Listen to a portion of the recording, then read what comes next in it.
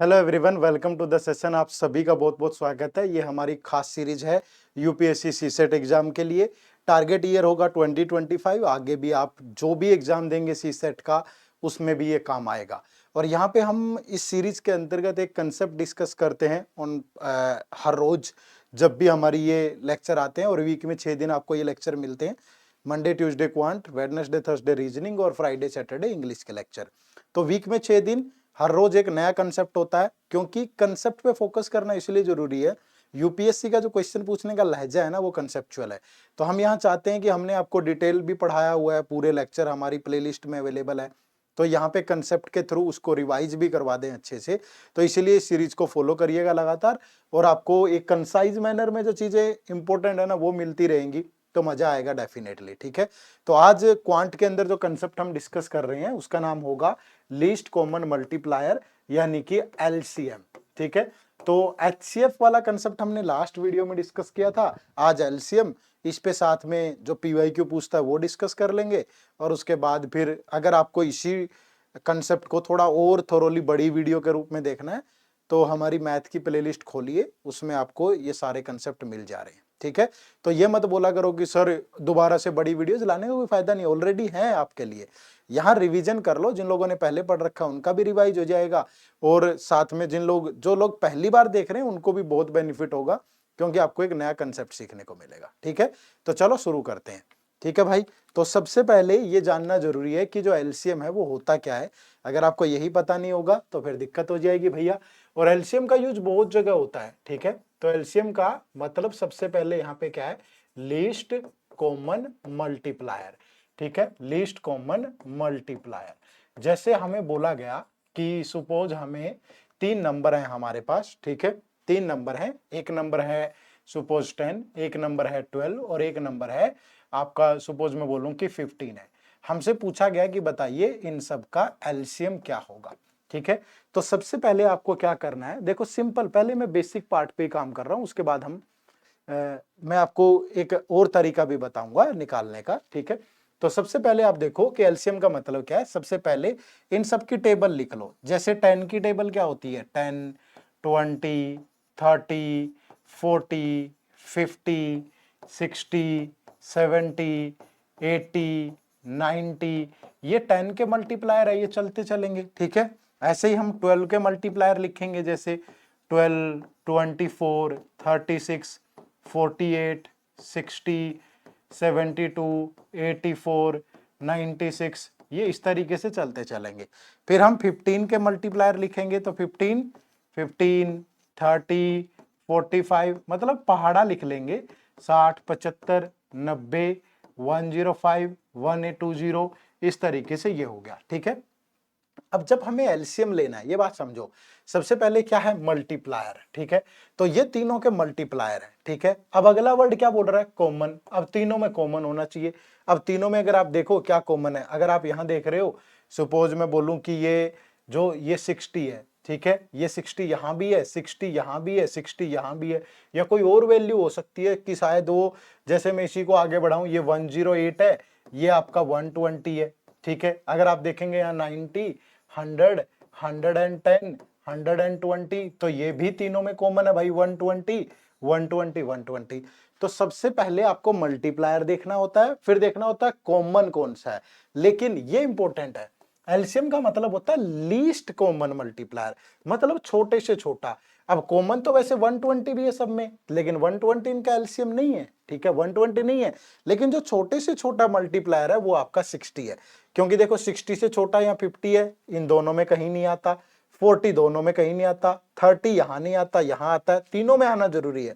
20 यहाँ नहीं आता, 10 नहीं आता। तो ऐसा नंबर जो तीनों में हो, कॉमन हो, लेकिन छोटे से छोटा हो, तो वो हमारा एलसीएम होता है। ठीक है, आप बात समझ पाए सारे। तो ये मतलब होता है एलसीएम का, ये तो बिल्कुल बेसिक सी बात है। इसके अलावा जब अगर आपको एलसीएम निकालना हो तो कैसे निकालेंगे, और भी तरीका मैं बता देता हूं। एलसीएम निकालने का ये सबसे बेस्ट तरीका है। क्या है सबसे बेस्ट तरीका, वैसे आपने बचपन में स्कूल में भी सीखा होगा। जैसे एक तरीका ये भी हो सकता है, ये स्कूल वाला मेथड है। जैसे सपोज आपको कोई बोलता है कि 10, 12 और 15 का एलसीएम बताइए, तो स्कूल में ऐसे निकालते थे ना, 10, 12, 15, पहले ये 2 से जाएगा, फिर 2 से गया 5, फिर ये गया 6, ये 15, फिर ये 3 से जाएगा, 3 से गया 5, फिर ये 2, फिर ये 5, फिर 5 से गया ये 1, ये 2, ये 1। तो एलसीएम क्या होगा, 2 3 जा 6, 6 5 जा 30, 32 जा 60। तो जो इसका एलसीएम होगा वो 60 होगा। ठीक है, तो ये स्कूल वाला मेथड हो गया। बट यहाँ मुझे लगता है कि आप यूपीएससी की तैयारी कर रहे हैं और ऐसी चीजें मुझे लगता है कि शोभा नहीं देती है कि यूपीएससी एस्पिरेंट को। आपके पास कोई दमदार सा सॉलिड तरीका होना चाहिए। तो वो जो सॉलिड तरीका है उसी पे बात करेंगे हम। तो जब भी आपको जिन भी नंबर का एलसीएम निकालना हो, तो जैसे 12, 12, 15, 10, 12, 15 है, तो सबसे पहले यहां लिख लीजिए एलसीएम। उसके बाद जो सबसे बड़ा नंबर है वो यहां लिख लो। तो सबसे बड़ा नंबर लिख लिया इनटू, ठीक है, और उसके बाद उस सबसे बड़े नंबर से सबको डिवाइड कर दो। इसको भी डिवाइड किया, इसको भी डिवाइड किया और इसको भी। तो ये तो कैंसिल हो गया भाई। अब यहां इसको तब तक ब्रेक करना है जब तक वो छोटे से छोटा रेशियो ना बन जाए, बिल्कुल ठीक है, फ्रैक्शन ना बन जाए। जैसे ये 3 से गया 4, ये 3 से गया 5। अब ये आगे ब्रेक नहीं होगा तो इसको छोड़ दो। अब ये देखो, ये 5 से जाएगा 2, ये 5 से गया 3, अब ये आगे ब्रेक नहीं होगा तो छोड़ दो। अब आपको सिर्फ ये न्यूमरेटर्स देखने हैं। जैसे यहाँ 2 है, यहाँ 4 है और यहाँ कितना है 1, तो सिर्फ इनका एलसीएम लेना है आपको। तो 2, 4 और 1 का एलसीएम क्या होगा, 4 होगा। तो मतलब आपने छोटी वैल्यूज में ब्रेक कर लिया। तो हमारा जो एलसीएम होगा वो कितना होगा, 60 होगा। स्पेशल एलसीएम पे क्वेश्चन नहीं आता है, एलसीएम से फ्रेम किया जाता है क्वेश्चन। पूछने का तरीका कुछ भी हो सकता है, लेकिन एलसीएम ऐसा नहीं है कि बहुत बड़ी बड़ी वैल्यू देके आपसे पूछ लेगा एलसीएम ही बताओ। ठीक है, चलो और निकाल लेते हैं। जैसे मैंने कहा कि 12 है, 24 है, 72 है और 120 है। बताइए इनका एलसीएम क्या होगा। तो आपको कुछ नहीं करना, LCM is equal to 120 into, अब 120 से सबको डिवाइड कर दो। ठीक है, ये भी डिवाइड होगा, ये भी डिवाइड होगा और ये भी डिवाइड होगा भाई, है ना। तो ये 12 से गया 1, 12 से गया 10, ये 24 से गया 1, 24 से गया 5, ये अब ये 24 से गया 3, ये 24 से गया 5 और ये कैंसिल हो गया। तो आपको जो ये न्यूमरेटर्स में नंबर है ना, सिर्फ इनका एलसीएम लेना है। तो 1 1 1 3 और 1 का एलसीएम क्या होगा, 3 होगा। तो दैट इज इक्वल टू 360। बस इतना सा ध्यान रखना है। तो जब भी आपको एलसीएम निकालना होगा तो एलसीएम निकालने का ये सबसे बढ़िया तरीका है, इससे बेस्ट कुछ नहीं होगा। आप आराम से यहां से एलसीएम निकाल सकते हो। डिनोमिनेटर का कोई यूज नहीं है, इन पे आपको नहीं जाना। आपको सिर्फ काटने के बाद जो ऊपर आएंगी वैल्यू, उनका ही एलसीएम लेके इस बड़ी वैल्यू को मल्टीप्लाई करना है। ठीक है भाई, समझ पाए। लेकिन क्वेश्चन थोड़ा सा घुमा के पूछता है पेपर में। जैसे ये यूपीएससी सीसेट 2022 के पेपर में पूछा गया सवाल है, क्या है, what is the smallest number greater than 1000 that when divided by any one of these number leaves a remainder 3। कि एक छोटे से छोटा नंबर बताइए जो 1000 से बड़ा हो, अगर उस नंबर को इन नंबर से डिवाइड करूं तो रिमाइंडर 3 आना चाहिए। पहले ये वाली चीज भूल जाओ, रिमाइंडर 3 आना चाहिए, ये चीज भूल जाओ। पहले हम वो नंबर ढूंढ लेते हैं जो इन सारे नंबर से कंप्लीटली डिवाइड होगा। ठीक है, यानी कि इनका कॉमन मल्टीप्लायर होगा। अब लेकिन दिक्कत यह है, लीस्ट वर्ड यूज नहीं कर सकता मैं, क्योंकि वो लीस्ट आएगा 1000 के बाद। तो 1000 के बाद आपको वो छोटे से छोटा नंबर देखना है जो इन सबसे कंप्लीटली डिवाइड हो जाए। तो वो छोटे से छोटा नंबर क्या होगा भाई, तो सबसे पहले आपको इनका एलसीएम लेना है। तो एलसीएम लेंगे किसका, 6, 9, 12, 15 और 18 का। ठीक है, ये क्या है, 15 है यहाँ पे, तो इनका एलसीएम लेंगे भैया। तो ये 15 है, एलसीएम लेंगे। तो एलसीएम क्या होगा, एलसीएम होगा सबसे बड़ी टर्म है 18, फिर सबको 18 से डिवाइड कर दीजिए।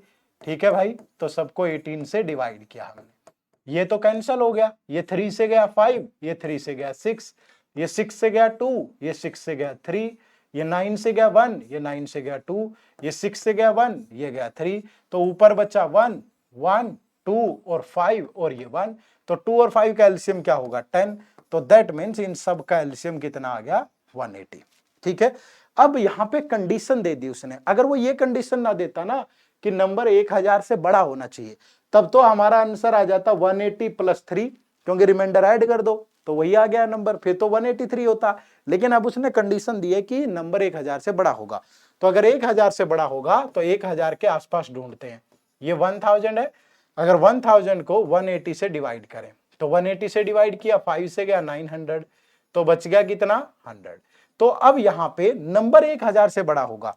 अगर वो 3 डिजिट का बोलता, 1000 के आसपास बोलता, तब तो 1000 में से 100 माइनस कर देते, लेकिन उसने बोला 1000 से बड़ा, तो 1000 प्लस, हमेशा इसका और इसका गैप इसमें ऐड कर दो, इसका और इसका गैप, तो 1000 प्लस 80, तो वो छोटे से छोटा नंबर 1080 होगा जो इन सारे नंबर से कंप्लीटली डिवाइड होगा। लेकिन उसने बोला है कि रिमाइंडर 3 भी आना चाहिए, तो इसलिए उसमें 3 ऐड कर देंगे भाई, तो वो छोटे से छोटा नंबर क्या होगा, 1083 होगा, जिसमें इन सब से डिवाइड करने पे रिमाइंडर 3 आता हो।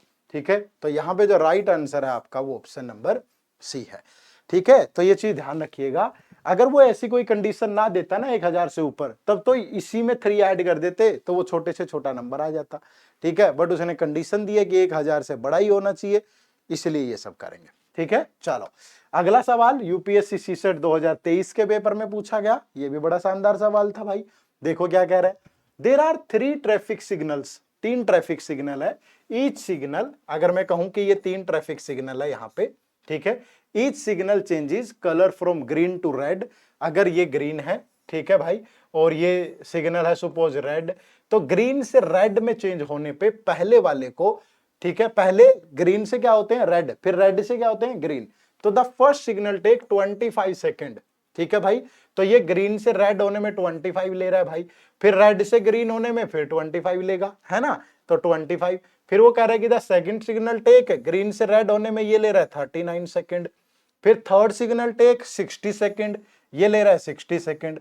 अब क्वेश्चन क्या है कि change from green to red, green से रेड होने में इतना टाइम ले रहे हैं, वो कह रहा है कि the duration for green and red colour are same, कि ग्रीन से रेड होने में जितना टाइम ले रहा है रेड से ग्रीन होने में भी उतना टाइम ले रहा है।